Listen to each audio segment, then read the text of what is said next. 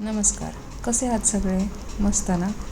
मी माझं नवीन YouTube channel चालू केलं आहे, ज्याच्यावर मी वेगवेगळ्या प्रकारच्या पदार्थांच्या रेसिपी शेअर करत असते.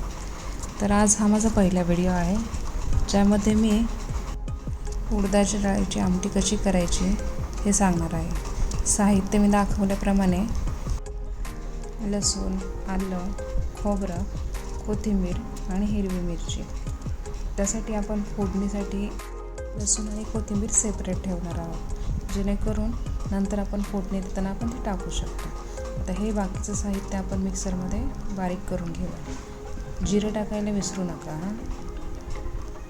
चला तर आता स्टार्ट करूया आपण फोडणी कशी द्यायची ते. हा जो आपण फोडणीसाठी लसूण ठेवलेला तो अगदी बारीक करून घ्यायचा, थोडासा, म्हणजे पूर्ण बारीक नाही करायचा, थोडासा. आणि मग चला तर पुढे. ही डाळ आहे, त्याच्या 4 शिट्ट्या करून घेतल्या आहेत. जसं तुमचा कुकर असेल तशा प्रकारे तुम्ही कुकरच्या शिट्ट्या करून घेऊ शकता. अगदी आपण आपल्या साध्या वरणाची डाळ करतो तशी शिजवून घेतली तरी चालेल. आता मी एक पातेलं घेतलं आहे, त्यात तुमच्या गरजेनुसार आवडीनुसार तेल घ्या. तेल गरम झालं हे पाहून त्यामध्ये जिरी, थोडीशी मोहरी आणि हा फोडणीसाठी काढलेलं लसूण ते टाकून घ्यायचं. त्यानंतर लसूण चांगला तडतडू द्यायचा, काही करायची नाही. त्यानंतर आपण जे वाटण काढलं आहे ते वाटण त्याच्यात आपण टाकणार आहोत. ते वाटणही चांगलं भाजून घ्यायचं. आणि हे सगळं करताना गॅस कमी ठेवायचा, मंद आचेवर हे सगळं भाजून घ्यायचं. जर तुम्ही गॅस फास्ट ठेवलात तर मग ते वाटण करपून जाण्याची शक्यता आहे आणि चव बिघडून जाऊ शकते.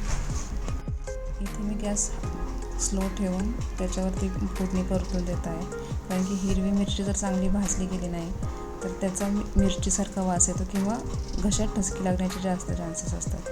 वाटण चांगलं परतल्यानंतर मी त्यात थोडीशी हळद टाकली आहे, तीसुद्धा वाटणात चांगली मिक्स करून घ्यायची. आणि त्याच्यानंतर ही शिजवून घेतलेली डाळ त्याच्यात टाकायची. त्यानंतर डाळ आणि फोडणी चांगली एकत्र करून घ्या. डाळ आणि फोडणी एकत्र झाल्यानंतर गरजेनुसार, आवश्यकतेनुसार त्यात पाणी घाला. काही लोकांना डाळ घट्ट आवडते, काहींना पातळ आवडते. तुम्हाला जसं आवडेल तसं त्याप्रकारे तुम्ही पाणी घालू शकता. शक्यतो जास्तच घाला, कारण की उकळी आल्यानंतर ती थोडीशी घट्ट होते. आता मी त्यात चवीनुसार मीठ टाकलं आहे. तुम्ही मीठ उकळी आल्यानंतरही टाकू शकता, पण मी आधी टाकते. डाळीला उकळी आल्यानंतर गॅस स्लो करा आणि मंद आचेवरती डाळ चांगली उकळू द्या.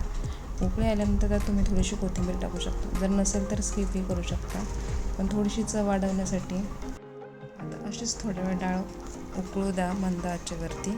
गॅस बंद करण्याची घाई करू नका. जितकी जास्त डाळ उकळेल तितकी जास्त चव वाढेल. बघा, अशी डाळ एकदा नक्की करून बघा. आमच्याकडे याला उडदाचं गुठं म्हणतात. तुमच्याकडे काय म्हणतात मला नक्की सांगा. आणि रेसिपी आवडली तर सबस्क्राईब करायला विसरू नका.